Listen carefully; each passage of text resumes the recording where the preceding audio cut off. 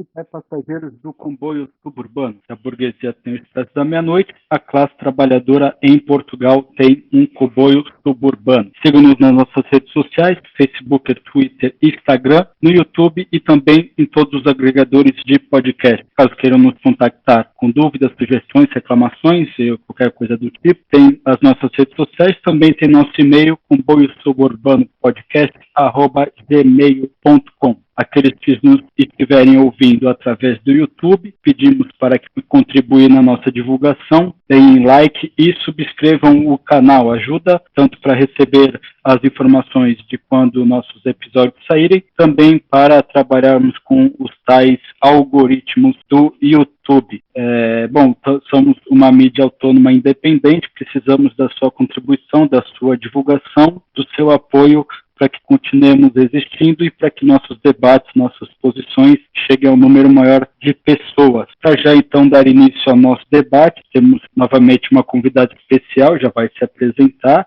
O tema de hoje são as vacinas em Portugal, vacinação contra o vírus do Covid-19 em Portugal. No início, quando, foram adquiridas as vacinas, começou a ter a perspectiva de vacinação, havia uma certa previsão, havia uma expectativa de que as coisas aconteceriam de uma forma. Parece que o bom e velho capitalismo, bom entre aspas, imperialismo, colocou então suas manguinhas de fora, está atuando e a coisa não está correndo a contente, não está ocorrendo da forma que deveria. Portanto, para fazer um debate, então colocar o dedo na ferida e problematizar, que é o que a gente costuma fazer aqui nos nossos debates, trouxemos então a Tatiana Moutinho. Ela, então, como eu disse, já vai se apresentar. Antes que ela se apresente, já vou deixar, então, para que a gente possa fluir melhor, então, nossa conversa. Ela já vai, então, responder a primeira pergunta que eu vou deixar. Então, normalmente, a criação de vacina, quanto tempo demora? Tatiana, muito bem-vinda, fique à vontade. Ok,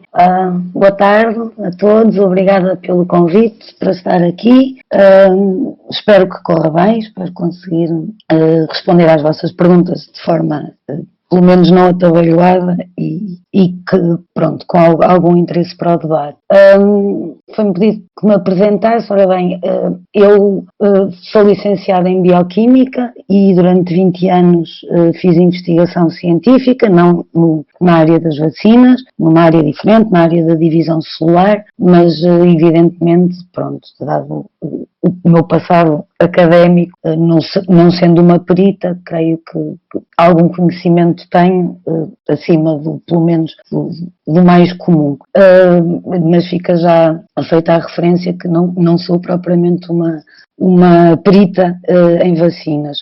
Mais recentemente, ou melhor, ao fim de 20 anos, acabei por abandonar esse mundo da investigação científica e estou há 3 anos, esta parte, mais ou menos, sensivelmente, a trabalhar para uma fundação política europeia. Por isso espero que me perdoem, apesar de eu não ter e lutar por não ter uma visão primeiro mundista das coisas e dos problemas. Não deixo de ter um enfoque particular na questão das vacinas e do que está a acontecer ao nível da União Europeia. Vou tentar não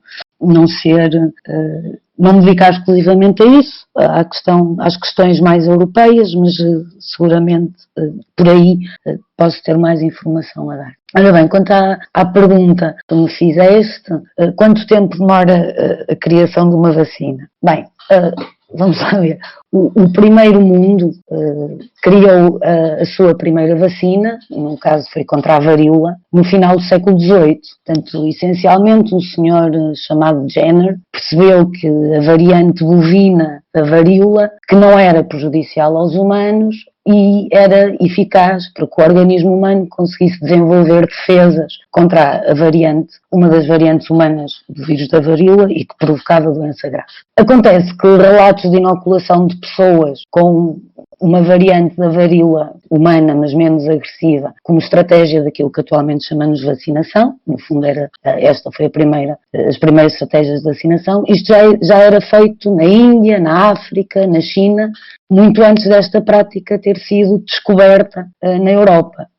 Pelo que eu li, no caso da China, por exemplo, estes relatos remontarão ao século X, portanto, 8 séculos antes isto já era feito. Portanto, isto para dizer que à escala temporal humana, a criação da primeira vacina demorou imenso tempo. Não é? Agora, é certo que daí para a frente, e à medida que o conhecimento científico tem avançado, tem-se tornado mais rápida a criação de novas vacinas. E o exemplo mais fulgurante disto tem sido de facto o desenvolvimento das vacinas contra a Covid-19. É que para termos uma vacina, temos de ter um agente causador da doença e esse agente identificado. No caso da Covid-19, o vírus responsável pela vacina, o novo coronavírus, ou o SARS-CoV-2, foi identificado no final de 2019, em dezembro, e um mês depois o genoma do vírus já estava sequenciado. Também não é propriamente um grande acontecimento tecnológico, porque os vírus têm genomas pequenos e a sequenciação é uma tecnologia que já está muito desenvolvida. Bem,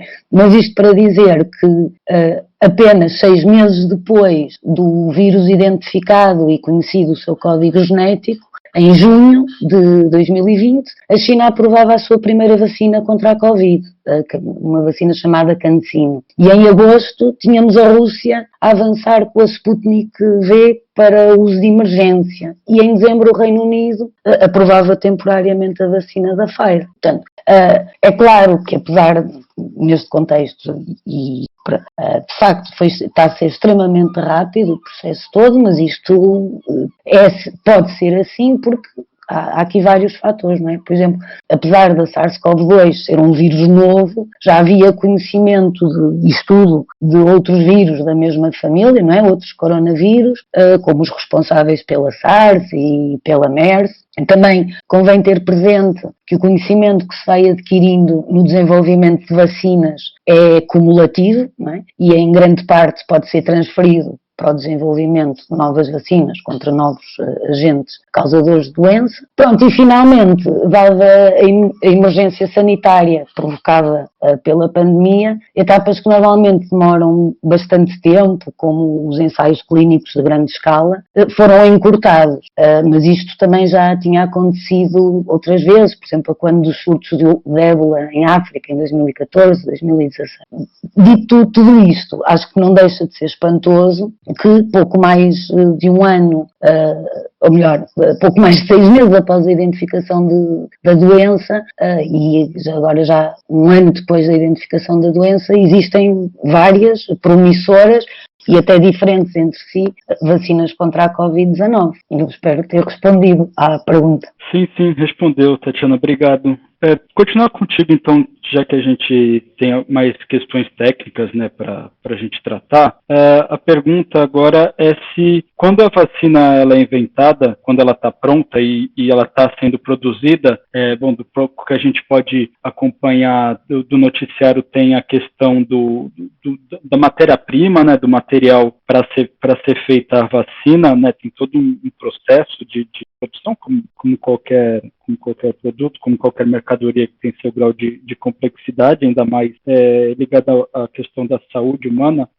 Mas quando ela está inventada, existe alguma razão para ela demorar? Quando ela já está pronta, aprovada, tudo, né, nesse sentido, né? Se tem alguma razão específica, possa apontar nesse lado mais técnico, para que a sua distribuição, a aplicação, seja massificada, por favor. Ora bem, essa questão é uma questão que me parece muito pertinente e relevante, e eu acho que as razões para a demora das vacinas poderem tornar-se massificadas não são razões técnicas. Passo a explicar. Portanto, ultimamente, nestas últimas semanas, temos vindo a serem apontadas na comunicação social mainstream razões para a demora na massificação da distribuição das vacinas. A saber, por um lado, uma pretensa falta de capacidade de produção e, por outro lado, falta de capacidade de distribuição. Acho que este propósito, por exemplo, a Ministra da Saúde ainda esta semana, acho que no contexto de uma reunião da Presidência Portuguesa da União Europeia, referia-se a estes dois aspectos como sendo os aspectos impeditivos de podermos ter mais vacinas disponíveis. Eu não sou nada convencida disto. E já vou explicar porquê. Bem, portanto, por exemplo, começando pela questão da distribuição, eu vou referir a título de exemplo, não é? Um exemplo recente, que me pareceu gritante. Portanto, duas das vacinas que estão a ser produzidas e algumas já estão autorizadas são as chamadas vacinas de RNA. E falou-se muito que isto colocaria um desafio na questão da distribuição. Isto porquê? Porque, primeiro, estas vacinas de RNA são as primeiras vacinas de RNA que foram criadas. É uma tecnologia, por assim dizer, nova. E o RNA é uma molécula, é um ácido nucleico, é uma molécula altamente instável e requer armazenamento a temperaturas extremamente baixas, na ordem dos menos 80, menos 70 graus. Portanto, com o aparecimento destas vacinas, fomos logo bombardeados com peritos que nos vieram falar das questões da indústria do frio, das cadeias de frio, que não estariam preparadas, que seriam insuficientes para a distribuição destas vacinas, mas a verdade é que, e até à data, com milhões de doses destas vacinas a serem produzidas e distribuídas, não existe, tanto quanto eu sei, registro de escassez deste tipo de vacina em particular, por causa de uma incapacidade técnica da distribuição. Este é o primeiro argumento que me parece falacioso. O segundo tem a ver com a capacidade de produção. Não é? Se existirá capacidade de produção instalada. Bem, a nível mundial, e só assim de entrada, há um estudo, um inquérito levado a cabo por uma coisa chamada Coalition for Epidemic Preparedness Innovation, que é uma insuspeita parceria global entre organizações públicas, privadas, filantrópicas e da sociedade civil. E eles fizeram este inquérito em conjunto com a Fundação Bill e Melinda Gates, a Clinton Health Access Initiative e outras instituições insuspeitas. E chegaram à conclusão, este estudo foi feito em maio, junho de 2020, e chegaram à conclusão que àquela data havia 113 fabricantes de vacinas a nível mundial que tinham capacidade para produzir até 4 mil milhões de doses. E mais, chegaram à conclusão que só apenas, se pegarmos em alguns dos chamados países em desenvolvimento, nomeadamente Índia, Brasil, Vietnã e Indonésia, se pegássemos só nesses, estes 4 países teriam capacidade de produção mais do que suficiente para responder às necessidades à escala planetária. Isto a nível mundial. Mas também se nos focarmos, se fizermos a mesma pergunta ao nível europeu, da União Europeia, eu penso que sim, seguramente que a União Europeia terá capacidade instalada para produzir as vacinas de que necessita, e até mais do que isso, e mais do que aquilo que está a ser usado. Portanto, eu creio que seria no mínimo bizarro que ao fim de décadas, com tanto dinheiro investido em investigação e desenvolvimento, com as últimas comissões europeias a encherem a boca com o conceito de inovação, que grosso modo não é mais do que um instrumento para canalizar dinheiros públicos para empresas privadas, através daquele regime tão caro à ordem neoliberal que são as parcerias público-privadas. Já agora não há ter sido um acaso do destino que na última comissão, não é, de 2014 a 2019, o comissário para a investigação, inovação e ciência tenha sido precisamente o Carlos Moedas, cuja escola passa pelo mundo da banca e da finança. Bem, mas dizia eu, seria no mínimo bizarro que na União Europeia não houvesse capacidade ao nível da indústria química e farmacêutica para produzir as vacinas. E ainda que tal pudesse exigir algum nível de reconversão, o que também já não era uma novidade nestes tempos da pandemia. Não é? Foi precisamente o que verificámos logo no início, não é? Quando fomos confrontados com a escassez dos materiais de proteção individual, as máscaras, as luvas e por aí fora. Portanto, parece-me que capacidade de produção e distribuição não só existem, como se poderia arranjar. Onde eu creio que batemos de frente é com a forma como a economia globalizada foi e está organizada em termos de cadeias de produção e de valor. Não sei se leram uma entrevista, acho que foi esta semana, é recente, do atual reitor da Universidade de Coimbra, acho que foi ao Diário de Notícias, um doutorado em farmácia com investigação feita e publicada em desenvolvimento de medicamentos, e o título da entrevista era somente este: Portugal devia ter fábrica de produção de vacinas, que é coisa que se faz em 6 meses. E aqui creio que o perito é ele e não sou seguramente eu. Portanto, pronto. Dito isto, não creio que seja só aqui que se encontra um impedimento para a massificação das vacinas. Não é? Nesta ordem global de comércio estabelecida, não é? A Organização Mundial do Comércio não dorme em serviço e nos anos 90 estabeleceu o acordo, o tratado, que é conhecido como Tratado de TRIPS, em português, o Acordo sobre os Aspectos de Propriedade Intelectual relacionados com o comércio. Acordo este que foi parido e forçado pelos Estados Unidos, com o apoio da União Europeia, do Japão e de mais uma mão cheia de países ditos desenvolvidos. Bem, essencialmente o que este acordo estabelece é que os direitos de propriedade intelectual e as patentes ficam nas mãos das multinacionais e do interesse privado, com a consequência óbvia, não é? O sacrifício do bem e interesse público em nome do interesse privado.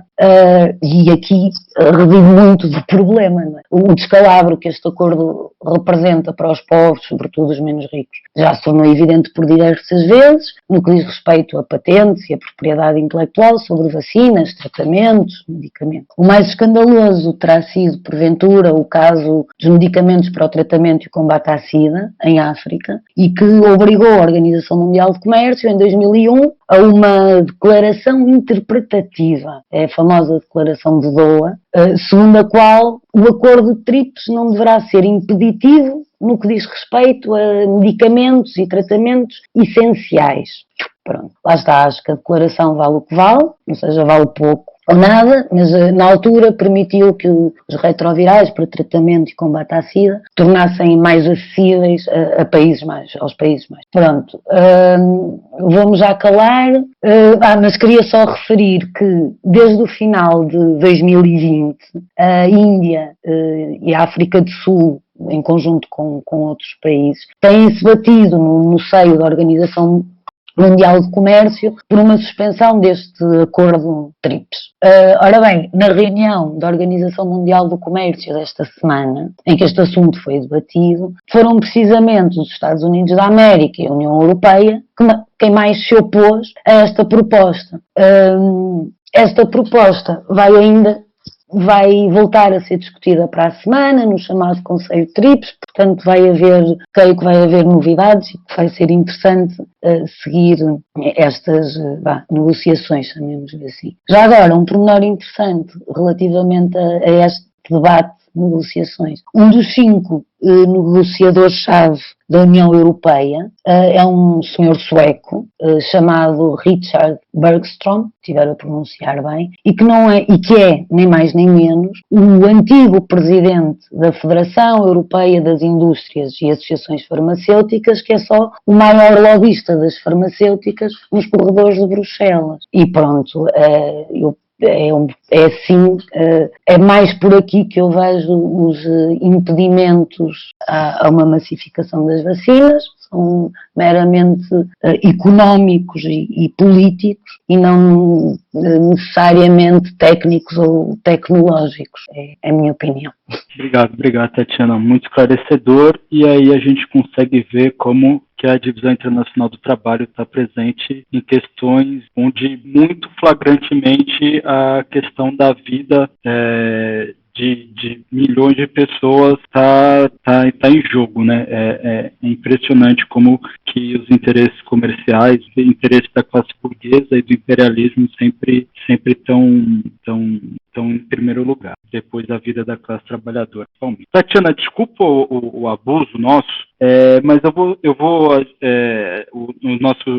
restante do nosso time titular já vai intervir, mas como a gente é uma questão assim muito técnica, a gente não quer nunca ser leviano e emitir opinião sem ter um panorama mais aprofundado da questão técnica, e você já está fazendo isso muito bem, então, para que a gente possa fluir melhor nosso debate, para quem está ouvindo ter as conclusões mais bem esclarecidas.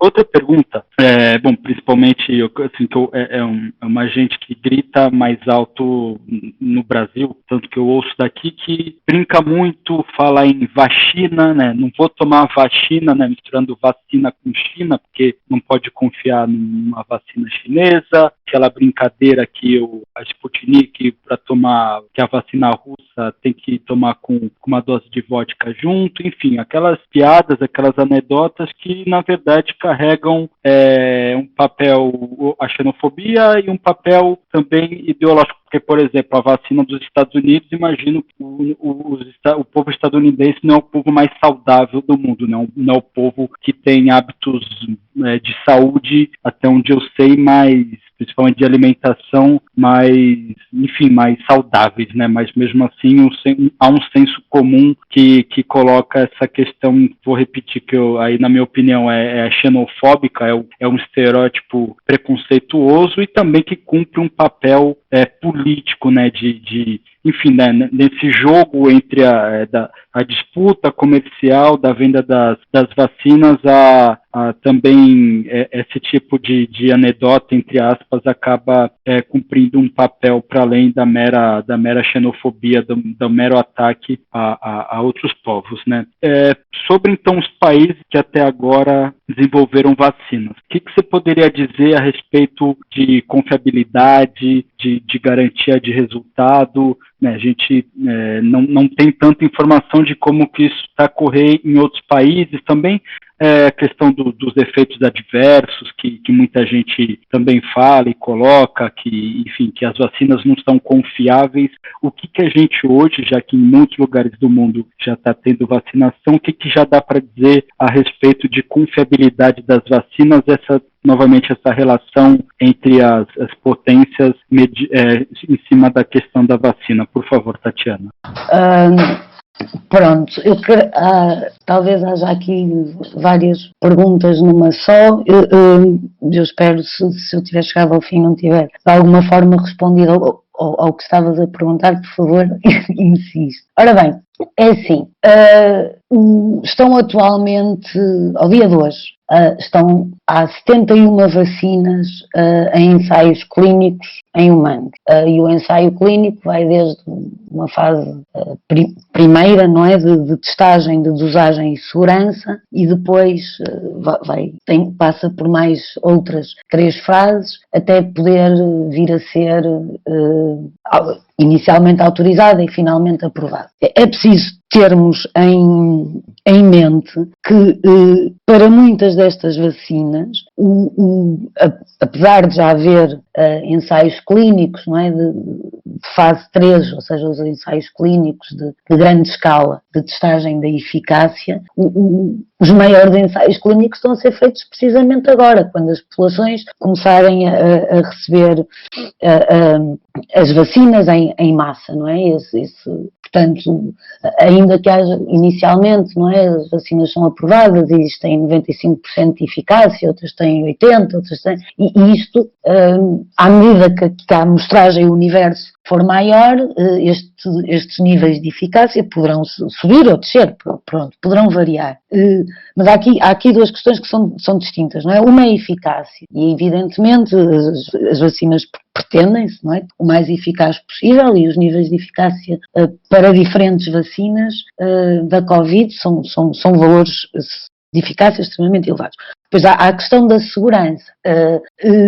Eu creio que nenhuma farmacêutica, e as farmacêuticas têm todo o interesse no fabrico de vacinas eficazes, nenhuma farmacêutica terá grande interesse em produzir e distribuir uma vacina que não seja segura. Não é? Evidente, por razões óbvias, não é? Que eles vão querer vender muitas vacinas e, de preferência, vendê-las caras. Portanto, esta questão de se pôr em causa a segurança das vacinas é um pouco, creio que os testes que têm sido feitos e os estudos que vão sendo publicados são tão fidedignos quanto é possível neste espaço de tempo tê-los, e não há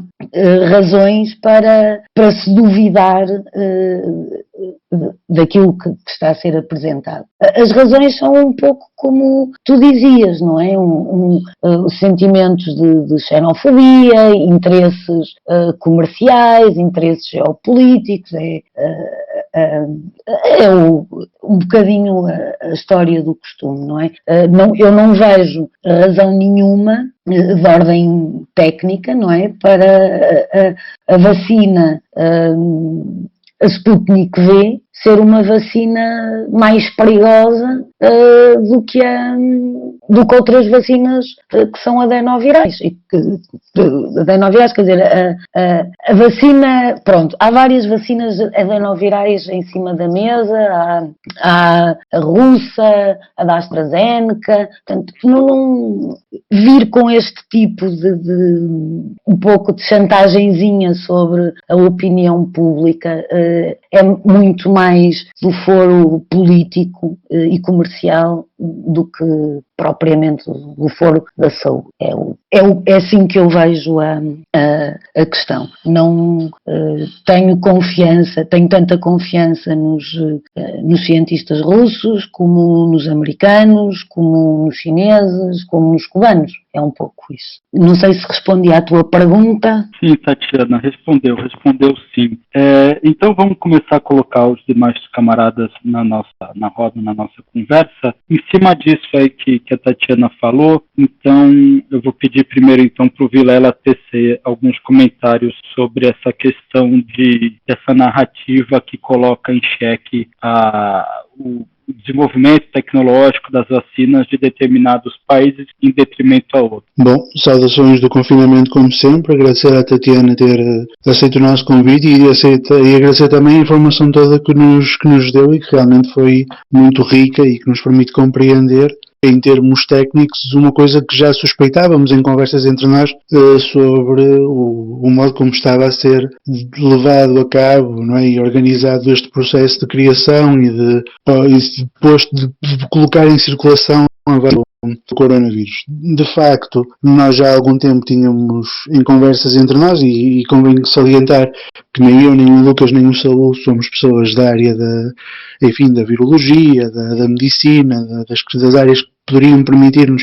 do ponto de vista técnico, entender estas questões, mas já há muito tempo, com base no conhecimento que temos de política, no conhecimento que temos de economia marxista, etc., que nos parecia muito pouco crível toda a explicação que nos ia sendo dada em relação a todas estas questões. Parecia-nos muito pouco crível que houvesse, como a Tatiana começou por dizer, um problema técnico na produção e na distribuição das vacinas, quer dizer, uma sociedade que atingiu o grau de desenvolvimento industrial e tecnológico da nossa, ter dificuldades em produzir maciçamente vacinas e em distribuir maciçamente vacinas por causa de cadeias de frio. Isto poderia até ser verdade, mas não soava nem pouco mais ou menos verosímil, e aqui está a prova de que de facto não é verosímil, até com os tais estudos que a Tatiana foi referindo.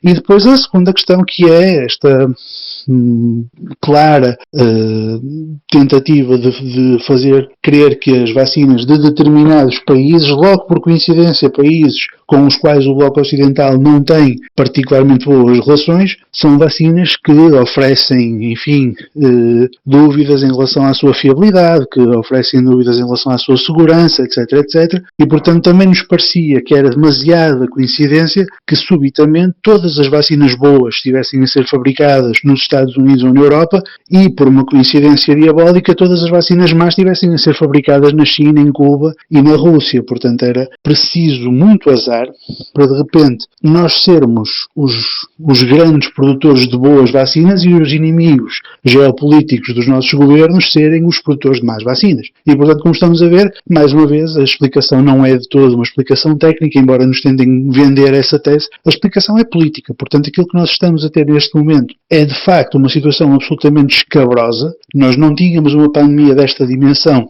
há 60 e tal anos, desde a gripe espanhola. Diante desta situação, as farmacêuticas e os burgueses detentores de empresas farmacêuticas tiveram uma reação típica de um burguês, que foi esfregar as mãos de contentamento e pensar quanto dinheiro é que nós vamos conseguir fazer à custa do risco das pessoas morrerem com coronavírus. não é? Foi imediatamente essa a sua forma de raciocinar. E, por outro lado, os governos tiveram também a atitude que seria de esperar desses mesmos governos, que foi vergar-se absolutamente diante dos interesses dessas mesmas companhias farmacêuticas, aceitando as regras que essas companhias farmacêuticas querem em termos de preços, em termos de distribuição, de modo que essas empresas possam, enfim, majorar até ao máximo o lucro com conseguir arrancar desta situação de calamidade mundial. E, portanto, aquilo que nós temos é nada mais, nada menos, como o Lucas também dizia, o capitalismo a funcionar no seu pior em contexto de pandemia. Ou seja, temos uma situação em que já não sei quantos milhares de pessoas morreram no mundo. Em Portugal havia há pouco, são para lá de 16 mil mortos, se consulta bem os dados ainda esta tarde.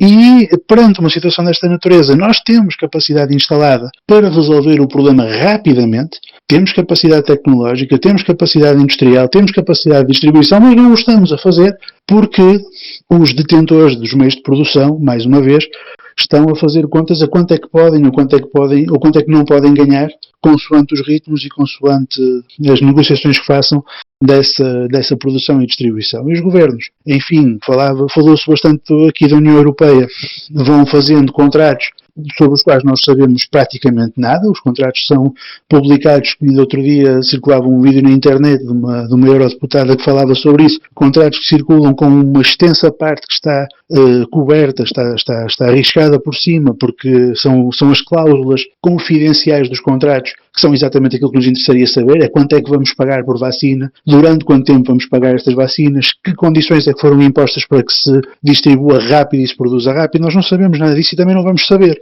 Porquê? Porque os responsáveis políticos aceitaram contratualizar a produção e distribuição de vacinas nos termos que interessam à majoração de lucros das grandes empresas.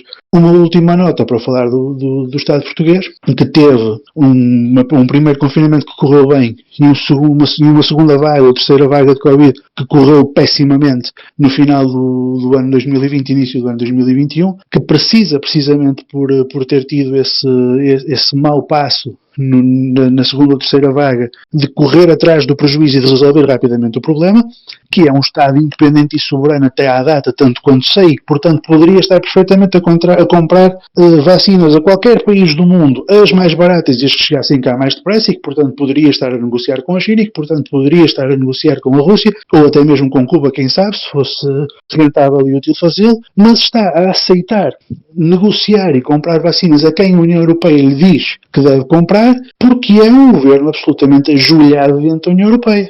Não é outra coisa. É um governo que, mesmo sabendo que está numa situação muito complicada do ponto de vista do alastramento da epidemia em Portugal, mesmo sabendo que precisa de encontrar uma solução rápida, decide que não vai seguir por um caminho que lhe poderia dar uma solução mais rápida, porque está mais interessado em obedecer à União Europeia do que em encontrar uma solução para os interesses do povo português. Isto é absolutamente inacreditável, isto é absolutamente vergonhoso, mas é o que temos e é o que temos há muitos anos.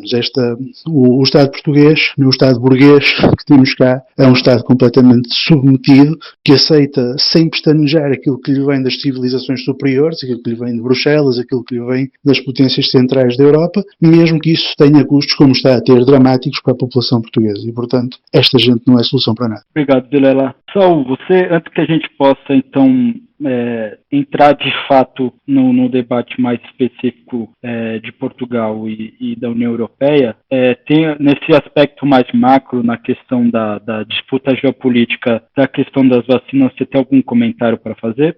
Desculpa, estás a perguntar a quem? Não percebi, desculpa, Saul. A mim. Era pro Saul, mas se a Tatiana quiser fazer algum comentário, fica à vontade. Não, eu precisamente dizer isso, obrigado. Relativamente a esta transformação transformação nem chega a ser uma transformação, é a continuação da política da política e do sistema económico como ele sempre estava nesta situação. Portanto, o desenvolvimento da vacina e das vacinas, neste caso, das diferentes vacinas, e a sua distribuição, a logística da distribuição, a burocracia da distribuição, estão simplesmente a seguir a lógica do capitalismo, a lógica da geopolítica como ela existe e toda toda aquela visão que nós temos e que muitas vezes é-nos dada pelos filmes catástrofes, sejam filmes de monstros, sejam filmes de invasões extraterrestres ou até literalmente de pandemias, que existem uma série deles, dão-nos sempre uma visão que nestas alturas a humanidade é capaz de se unificar e de abandonar uma série de preceitos, de categorias, em nome de resolver uma situação que é, em princípio, de todos. Não foi isso que aconteceu. As soluções que existem seguem, portanto, lógicas mercantis, lógicas soberanistas e não lógicas de benefício para toda a humanidade e, aliás, quando perante essas lógicas mercantis, as duas potências que atualmente têm alguma coisa a dizer sobre os andamentos do imperialismo americano, que são a Rússia e a China, quando elas usam também esta oportunidade, e é péssimo que se possa chamar a isto uma oportunidade, mas geopoliticamente acaba por ser, infelizmente, quando eles usam isso para frutificar as relações que têm com países de quem já são aliados ou até ganhar novos aliados na política internacional, são acusados de estarem a fazer a chamada diplomacia da vacina, seja a China, seja a Rússia, mas quando estes dois países usam a vacina para seu interesse geopolítico e seu interesse diplomático, são acusados disso mesmo, de fazer a diplomacia da vacina. Mas quando a Pfizer vai exigir ao Estado soberano, também tal como Portugal, até ver, é um Estado soberano, da Argentina, que coloque como colateral dos acordos, dos contratos de aquisição dos lotes de vacina, edifícios governamentais e bases militares, quando a Pfizer negocia com países do sul global, na América do Sul principalmente, como se fosse o FMI a negociar um resgate de dívida soberana, e nem ao FMI deveríamos nós tolerar esse tipo de comportamento, quanto mais a uma empresa farmacêutica. Mas a verdade é que o faz. Mas como é simplesmente uma empresa a querer ganhar dinheiro, já não podemos acusá-los de estarem a fazer algum tipo de perfídia, mas já as vacinas de países que sejam de fora do círculo imperial a que estamos habituados, já são exatamente alvo dessa caracterização, uma vez que, tal como qualquer pessoa com inteligência política perceberia, não se demonstraram os fracassos técnicos que uma série de pessoas estavam a prever e a desejar. Portanto, tanto a vacina chinesa como a vacina russa, e eu desafio quem esteja a ouvir o episódio a desmenti-lo, não demonstraram nenhum elevado grau de efeitos adversos, nem nenhuma ineficácia inesperada após entrarem em fase 3 ou já mesmo em lançamento emergencial, porque qualquer pessoa com inteligência geopolítica perceberia que nenhum desses países tinha interesse, para o seu prestígio internacional e para o papel que ambos hoje afirmam e tentam ter na política internacional, nenhum deles correria o risco de lançar um produto, que é o que uma vacina acaba por ser, que pudesse manchar a sua reputação diplomática e geopolítica para sempre, ou pelo menos num futuro próximo e distante. Obrigado, Saul. Próxima pergunta, então, vou voltar com o Vilela.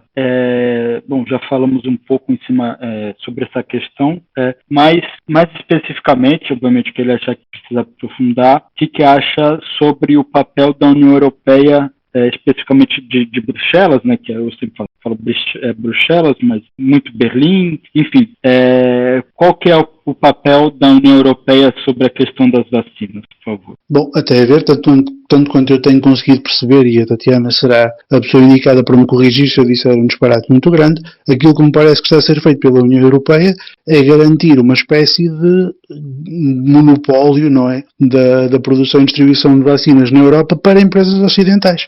Foram criados em relação sobretudo, por exemplo, à vacina Sputnik V, que a determinada altura até determinados Estados europeus governados por pessoas inqualificáveis como o Orban. Pelo menos eu cheguei a ler a dada altura que até o próprio Orban já estava a admitir comprar Sputnik Vs porque considerava que a tramitação do processo de aprovação de vacinas e de planificação da distribuição de vacinas pela União Europeia estava a ser tão lenta que ele começou a pensar: eu vou comprar vacinas à Rússia.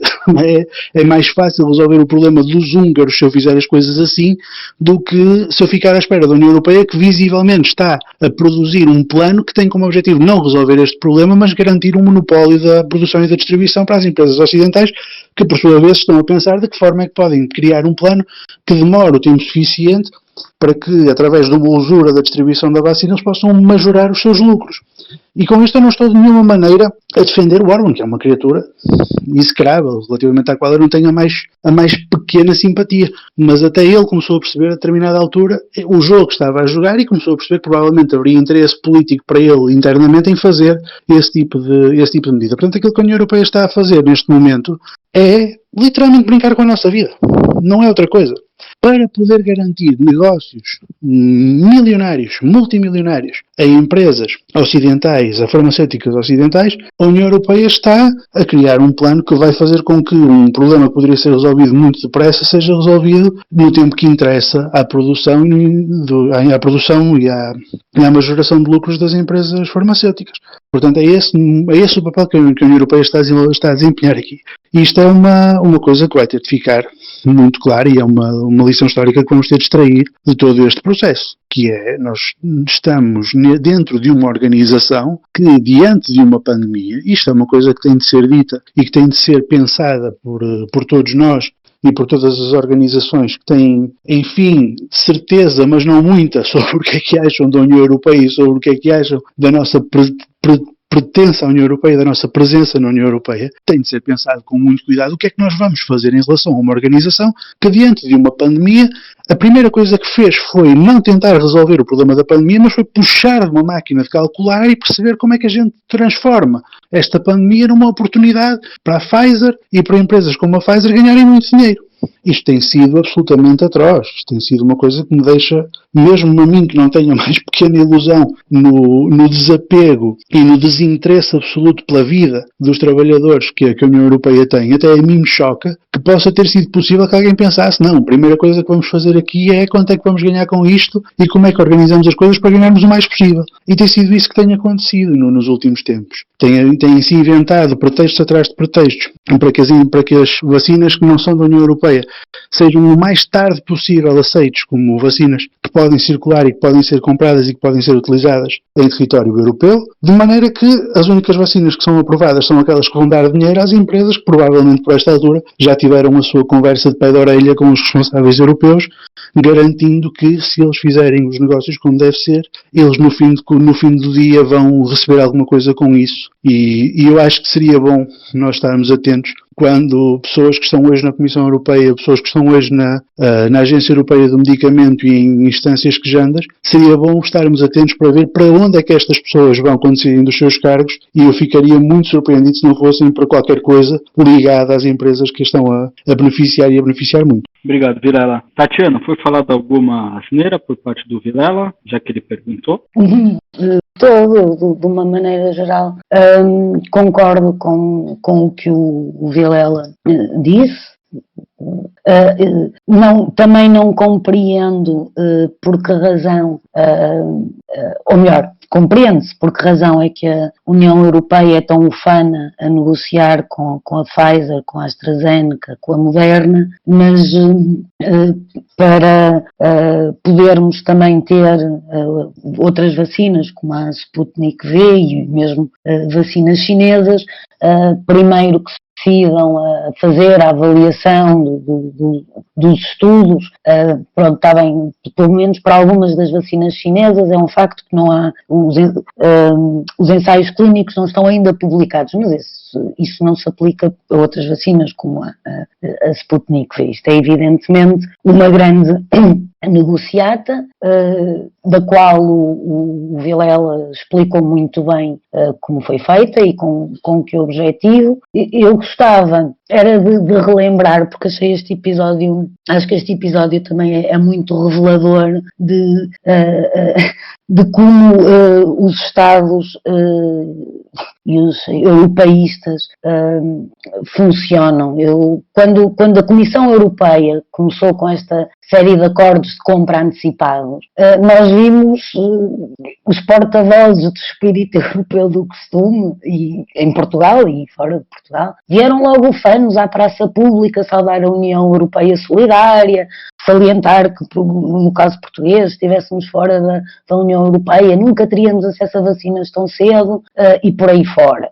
E pronto, não é? Foi o que se deu. De facto, a lógica que sustentava este argumento poderia ser do mais elementar bom senso, não é? Uma negociação conjunta de 27 países teria tudo para ser mais eficaz do que negociação país a país, mas a verdade é que o que a Comissão Europeia fez não foi uma negociação, foi um negócio, ainda por cima um negócio escondido, não é? O Vilela também falou disso. Eles recusam-se a apresentar não só os detalhes das negociações, como a letra dos contratos firmados. Aquilo que resolveram lá com o grupo parlamentar da esquerda europeia, não é? O antigo EC, agora se chama a esquerda europeia, ou a esquerda na Europa, ou coisa assim, a fazer a impressão para que estes contratos fossem tornados públicos, com este problema das farmacêuticas a não cumprirem nem com prazos de entrega, nem com volumes de entrega. Lá tiveram que mostrar alguma coisa, mas é evidente que as partes que interessava, preços, calendários, assunções de responsabilidade, tudo isso está escondido, está mesmo, tem uns traços pretos em cima, não se pode ler, não é? Portanto, essencialmente é isso, quer dizer, depois de anos da União Europeia ainda por cima a meter dinheiro nestas empresas, não é? Ao fim de anos a pôr dinheiro nos bolsos destas grandes farmacêuticas, a Comissão Europeia achou por bem pôr-se no bolso delas, portanto, creio que é onde estamos. Também há aqui um outro aspecto, que isto não é necessariamente uma especificidade europeia. É preciso ver que só nos últimos 11 meses e a nível mundial, mais de 93 mil milhões de euros de financiamentos públicos têm sido canalizados para as mãos das grandes multinacionais farmacêuticas, através destes acordos de compra antecipada. Portanto, isto é uma investida, uma vez mais uma investida global, no sentido de dar todo o lucro ao capital e nenhum benefício ao público. Pronto. Finalmente, queria só dizer que, portanto, perante esta, já é um escândalo, não é? Esta tremenda escandaleira que foi este negócio da Comissão, a Comissão Europeia, e creio que vocês depois até poderão elaborar sobre isso, porque lá essas coisas do xadrez geopolítico é uma coisa, para mim, é demasiadamente complexa e complicada, mas perante esta tremenda escandaleira, a Comissão resolveu começar a tentar corrigir o tiro, sendo pior a emenda que o soneto, não é? Começou assim logo à cabeça, resolveu mudar as regras de exportação de vacinas para fora do espaço europeu, portanto, vacinas que sejam produzidas aqui já não deverão sair tão facilmente, e ontem tivemos a notícia de que a Itália bloqueou um navio com carregamento de vacinas que tinha como destino a Austrália. Portanto, vamos começar... Se começamos a ver episódios, e a Comissão Europeia calada, não é? Se começamos a ver episódios destes a acontecer, e se calhar com países menos próximos, como seja a Austrália, isto pode ser interessante no pior sentido, não é? Se seguir, portanto, na minha opinião, e não só isto está tudo a correr muito mal, como tem tudo para correr muito pior. Eu não estou nada, apesar de podermos ter vacinas, é evidentemente uma boa notícia. Eu não estou a ver um panorama assim muito risonho daqui para a frente. Por último, queria só dizer que estes nacionalismos das vacinas de que se fala, para além de serem estúpidos, porque são nacionalismos, é de uma falta de visão completa, porque não adianta muito, por exemplo, termos o norte global todo cheio de vacinas e todo vacinado, com a pandemia a correr loucamente noutras áreas do globo, não é? E nós o que estamos a ver é o aparecimento de novas variantes que vão continuar a surgir. Se a pandemia não for combatida o mais rápido possível e da forma mais abrangente possível, o risco de aparecerem eventualmente variantes resistentes às vacinas até agora desenvolvidas é um risco real. E isto, evidentemente, põe em causa todo o combate, todo o investimento, não é, que está a ser feito à pandemia. Ou seja, este combate é um combate que só tem lógica numa perspectiva internacionalista, não é? Nacionalismos ou regionalismos, neste caso em concreto, como nos outros, mas neste muito em concreto, não vejo que possam resultar. Pronto, era só isto. Obrigado, Tatiana. Bom, a gente já falou então de uma forma mais geral, já falamos da parte mais técnica das vacinas, falamos do papel da União Europeia. Vamos falar então agora especificamente de Portugal.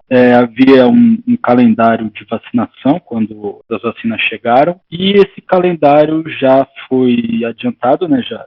Aquilo que estava programado já houve um atraso e parece que a coisa agora já não tem muita previsão, a gente já não sabe muito bem para onde a gente vai, como é que a coisa está correndo, como é que estão sendo feitas as vacinações, a que ritmo, a que quantidade, enfim, além de não ter muita transparência, a gente já não tem aquela esperança, aquela fé, aquela confiança, né, para usar um termo mais materialista, de que a gente vai receber e que o país vai ter a maior parte da sua população vacinada no futuro próximo, que é muito complicado, já que a gente está num momento de lockdown e, enfim, além das pessoas que nós fazemos de vida, enfim, não é o foco do nosso debate aqui nessa conversa, mas há impactos na economia, ninguém aqui está, acho, pelo menos, nem com os pequenos burgueses, mas, enfim, a classe trabalhadora, quando não consegue, muitas vezes acaba correndo o risco de perder emprego, de perder seu sustento e passar por desemprego, enfim, situações muito complicadas. Se a vacinação estivesse correndo de uma forma mais ágil, mais confiável, a gente conseguiria ter uma confiança de que as coisas pudessem se retomar e o impacto econômico da pandemia, já que a gente sabe que o Estado, não dá nem para falar de governo, mas que o Estado português está sempre mais preocupado em socorrer a banca do que garantir a sobrevivência da classe trabalhadora, é um fato. Então eu vou perguntar agora para o Saul como é que ele enxerga e como que ele acha que é a influência, então, desse aspecto geopolítico e por que o governo português não pode ir atrás, então, de comprar vacinas que não estejam dentro desse âmbito do que a União Europeia impõe. Por favor, Saul. A situação do governo português, do Estado português, em relação tanto à vacina do Covid-19 como em relação a praticamente qualquer outro medicamento é atualmente de uma subalternização, basicamente, dos seus mecanismos de regulamentação. Portanto, o Infarmed parece só poder agir subalternizado às validações da Agência Europeia do Medicamento.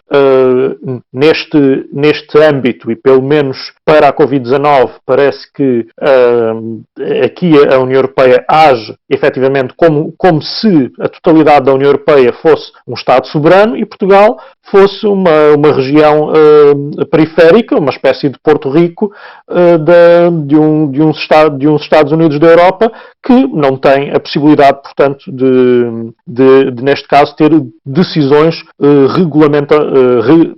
regulamentatórias próprias. Portanto, e aí só aí, portanto, é assim que este processo é efetivado. Agora, o porquê de, para toda uma série de outras coisas, foi possível ativar toda a espécie de exceções. Portanto, ao chegarmos ao estado de emergência no ano passado, o estado de emergência é exatamente isso, é um estado de exceção, e até é assim que se define muitas vezes uma classe dominante. Portanto, a classe dominante num determinado Estado é aquela que tem a possibilidade de determinar um estado de exceção, mas este estado de exceção, e aqui também se percebe então a questão da classe dominante, afeta determinadas coisas, mas outras não. Portanto, é possível fazer limitações que podem ou não ter justificação, como o Lucas disse, há discussões aqui que não são o âmbito deste episódio. Portanto, as limitações às liberdades individuais num estado de exceção podem ou não ser justificadas, e têm toda uma série de jurisprudência e de discussão política que pode ser feita, quais é que devem ser de facto admitidas e quais é que são efetivamente o Estado burguês a aproveitar uma situação de emergência para portanto, assambarcar mais da vida dos trabalhadores. Portanto, isso é uma discussão legítima. A questão é que todas essas limitações foram feitas, muitas delas que se possam considerar legítimas, mas limitações à capacidade das farmacêuticas de fazer lucro são completamente impensáveis neste contexto. Limitações ou reconfigurações do arranjo geopolítico em termos de agências de regulamentação que permitissem mais facilmente a Portugal validar a regulamentação de outros países, nomeadamente a China, a Rússia ou Cuba, para poder ter então as vacinas, fazer a aquisição dessas vacinas, também não foram sequer pensadas. Portanto, toda uma série de coisas que afetou muita gente, legitimamente afetou muita gente, foram repensadas, foram limitadas, foram paradas para que se pudesse exatamente reduzir o contágio e ter um Serviço Nacional de Saúde que não entrasse em colapso. Todas essas coisas tiveram que ser repensadas, mas estas não. Portanto, estamos aqui a ver que quando nestas e noutras situações de emergência há categorias em que o Estado burguês tem a capacidade ou a vontade de mexer, de limitar, de alterar, e outras que não. E aquelas que não são aquelas exatamente que afetam portanto, o bottom line, o lucro básico das farmacêuticas e também, portanto, a preservação de uma certa homogeneidade política dentro da União Europeia, neste caso, e do Bloco Ocidental em geral. Agora, as consequências que isso poderá ter. Portanto, Portugal, dentro do contexto da União Europeia, porque não é fora desse contexto que isto acontece. Portanto, mais uma vez, entramos na discussão política do mas foi a União Europeia que mandou, ou mas foi a Agência Europeia do Medicamento que não autorizou. Entramos neste jogo para se poder despolitizar algo que é extremamente político, porque desde que estamos na União Europeia, que há sempre um nível de política que se despolitiza, que é tudo aquilo que seja decidido pela União Europeia. Portanto, praticamente todos os governos têm esse cop-out, sempre essa possibilidade de, estranhamente, sempre que isso beneficia, e é quase sempre, porque a União Europeia é uma instituição burguesa, sempre que isso beneficia a burguesia, tanto a burguesia internacional como até a parte da burguesia portuguesa que se beneficia da União Europeia, sempre que isso acontece, portanto, toda a decisão é justificada na base de mas a União Europeia. Portanto, tudo, e se formos a analisar a história política de Portugal desde o processo de adesão à União Europeia, não até desde a adesão, mas desde o início do processo da adesão até agora, as vacinas para o Covid-19 são apenas mais um episódio em que um assunto eminentemente político é despolitizado a partir de mas a União Europeia decidiu, mas a União Europeia disse que não se podia. Obrigado, Saul. Bom, o episódio está muito interessante e é muito importante porque é uma situação que diz respeito à nossa sobrevivência diretamente e a gente é uma situação onde a gente vê novamente os interesses da burguesia e do imperialismo falando mais alto em oposição à vida e à saúde das pessoas. Bom, o episódio então ele já se estendeu bastante no tempo, apesar de que o tema merecia toda a atenção e todo o tempo do mundo para debate, reflexão, para que pudesse haver uma ação nesse sentido. A gente aqui no Comboio Suburbano sempre na intenção de esclarecer e dar munição para a luta da classe trabalhadora organizada. De qualquer forma, então, a gente tem que encaminhar para o encerramento. Vamos então pedir então para os nossos participantes darem então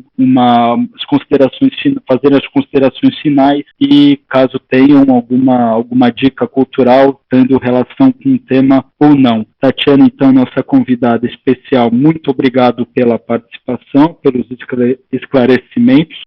Então, por favor, as suas considerações finais e, caso tenha para nós, uma dica cultural, por favor. Pronto. Considerações finais. Foi um pouco aquilo que já fui dizendo, quer dizer, o atual estado de coisas é expectável, não é?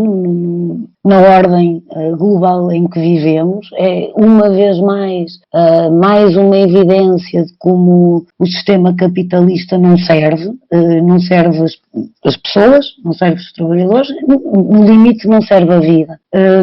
Gostaria que desta pandemia se conseguisse retirar uma alternativa, reforçar uma alternativa ao atual estado de coisas, mas sinceramente creio que conseguimos perceber onde estão os problemas, conseguimos identificá-los e torná-los públicos e visíveis e óbvios, como se não fossem já, mas creio que continuamos sem um programa efetivo de mudança, e isso é a tristeza da minha vida.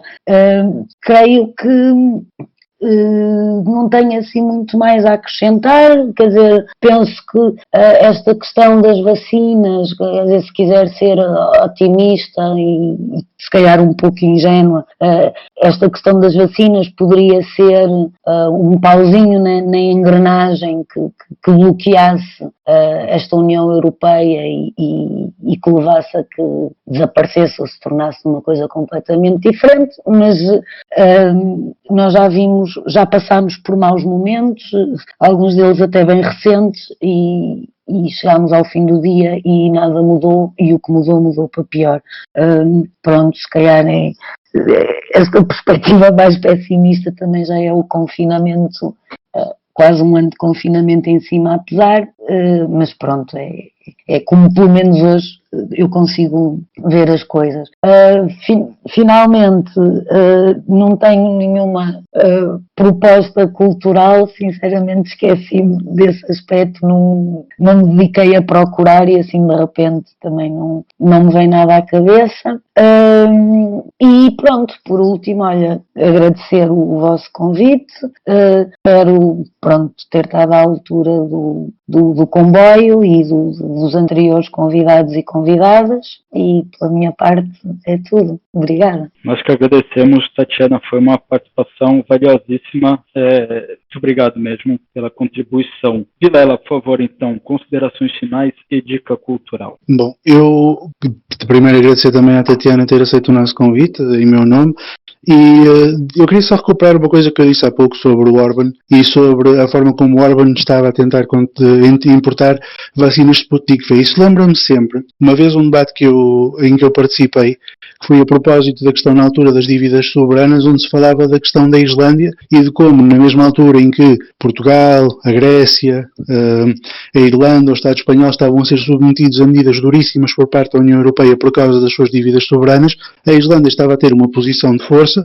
em relação aos seus credores e a determinar que pagava a dívida soberana em condições que fossem mais vantajosas. Não a repudiou, mas conseguiu impor condições consideravelmente mais vantajosas do que as dos países que eu citei há pouco, os tais PIGs da União Europeia, Portugal, Irlanda, Grécia e Estado espanhol. Isto para dizer, digo isto porquê? Para dizer que a Hungria atual dispensa apresentações, não é nada que se assemelhe a um país socialista, a Islândia também não é nada que se assemelhe a um país socialista, mas foram países onde governos burgueses quiseram, e esta palavra é fundamental, resolver um problema de uma forma que fosse minimamente aceitável para as suas populações. Houve algum interesse em resolver o problema de uma forma que não fosse tão grave como deixar a coisa rolar por si própria. Uma coisa que nós temos em Portugal, que é uma coisa absolutamente asquerosa, é um Estado burguês e uma burguesia que aceita como se nada fosse a situação de, mesmo num contexto de pandemia, mesmo num contexto de risco de vida para milhões de pessoas, deixar a bola rolar como se nada fosse. Eu vou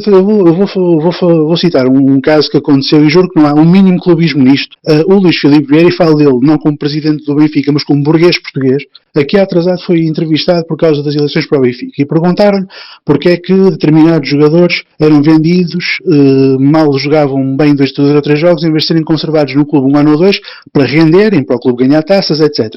E ele responde, e cito, mas isto não é a Alemanha. Ou seja, na cabeça daquele homem, de um burguês português, e ele é representativo da burguesia portuguesa, é da natureza das coisas que as coisas boas da economia estão na Alemanha. Os bons ativos vão para a Alemanha. E aqui ficam as coisas más e vão rendendo um bocadinho de vez em quando. Portanto, há uma posição de viralatismo por parte da burguesia portuguesa, que depois é transposta para o Estado português, que se vê muito bem nesta questão da vacina. Portanto, a burguesia portuguesa é o primeiro e principal problema que o nosso povo enfrenta. E se nós não nos desembaraçamos dela depressa, temos de facto problemas graves pela frente.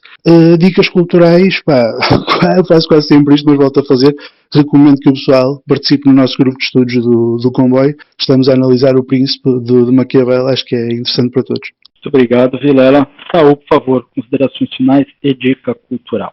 Quanto a considerações finais, acho que o que temos que pensar principalmente é tirar o frame, tirar este contexto em que estamos sempre a legitimar tudo o que é a sujeição de Portugal a imposições, neste caso de regulamentação da União Europeia, e pensar que se para uma série de outras coisas, mesmo que infelizmente não tivéssemos avançado com isso, tivemos constantemente a falar de que tínhamos que sair desse contexto de eterna sujeição às orientações da União Europeia, nem sequer são as leis da União Europeia, são as orientações políticas da União Europeia, também nesta questão da vacinação para o Covid-19 o poderíamos fazer e sem qualquer sacrifício de rigor científico. Portanto, se houvesse qualquer questão relativamente, por exemplo,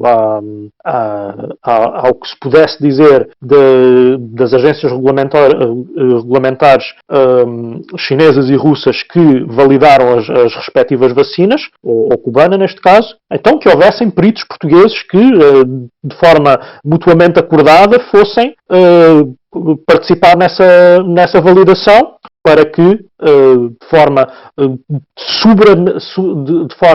exercendo a sua soberania e bilateralmente, pudesse ser encontrada essa solução para ambas as partes que permitisse essas vacinas virem para Portugal. Isto também dizendo o mesmo em relação à vacina brasileira, à vacina sino-brasileira do Instituto Butantan, perguntar porque é que Portugal não foi visto nem achado nessa questão. É uma questão que fica para a nossa audiência, porque é que Portugal, que tantas vezes fala de um espaço lusófono, de uma lusofonia, e falar de lusofonia muitas vezes é reciclar o lusotropicalismo, neste caso até não seria fazer ciência, e ao que parece a lusofonia só serve para basicamente rebater discussões legítimas que se façam sobre o racismo com com máscaras de irmandade entre povos que muitas vezes não existem ou que estão completamente hierarquizadas, mas não serve, a lusofonia para isso serve, mas não serve para Portugal participar no desenvolvimento de uma vacina que o Instituto Brasileiro conseguiu desenvolver. Dica cultural. Aconselho uma visualização crítica do filme Contagion, e aqui fazendo um pouco de autopromoção, até o episódio do outro podcast em que participo, o Perigo Vermelho, em que fazemos a abordagem sobre esse filme, uma abordagem mais ou menos crítica, para percebermos o quanto, neste caso, o complexo industrial cultural americano já sabia mais ou menos, ou já tem este contexto de como é que para eles se resolve, o que é que para eles é resolver uma pandemia, o que é que para eles é uma pandemia, o que é que para a cultura americana é o princípio, o início e o fim de uma pandemia, e também com algum sentido crítico percebermos esta coisa do primeiro-mundismo e do, neste caso, americocentrismo ou eurocentrismo, a forma como tanto as instituições internacionais como os países não América, não Ocidente, são tratados nesse tipo de narrativa que é supostamente sobre um fenómeno que, tanto nessa ficção como na nossa realidade atual, seria global. Obrigado, Saul. Bom, estamos vivendo numa situação bastante grave, uma situação praticamente inédita para a humanidade, e muitas vezes a gente se pega refletindo que o slogan "fique em casa" ele é muito vazio, porque para muitas pessoas não existe essa opção, né? Então, apenas dizer que devemos evitar exposições desnecessárias, devemos evitar colocar a nossa vida e, sobretudo, a vida de outras pessoas em risco, e nos munir, então, tentar, então, utilizar dessas situações para que possamos entender em que contexto que o país em que a gente vive está inserido, quais são os nossos inimigos, e acho que dá para adiantar, então, novamente, como opinião pessoal, que não basta ter ressalvas e fazer críticas ao projeto europeu, ao projeto da União Europeia. É necessário haver uma crítica de esquerda e uma oposição de esquerda comunista e revolucionária contra o projeto imperialista da União Europeia que, como a gente aqui referiu e reforçou, coloca então a nossa vida e a nossa saúde em jogo em detrimento da burguesia ligado a esse projeto. Então, muito obrigado a todos os participantes, em especial a Tatiana Moutinho, que esteve conosco enquanto convidada. Agradecer, então, a participação dos nossos ouvintes, aqueles que nos estiverem ouvindo através do YouTube, deixarem o like e partilharem e, sobretudo, se inscreverem no nosso canal. Estamos, então, reforçando que estamos à disposição em todos os nossos canais de comunicação para conversas, sugestões, críticas, aquilo que preferirem e desejarem. Muito obrigado a todos e até a próxima.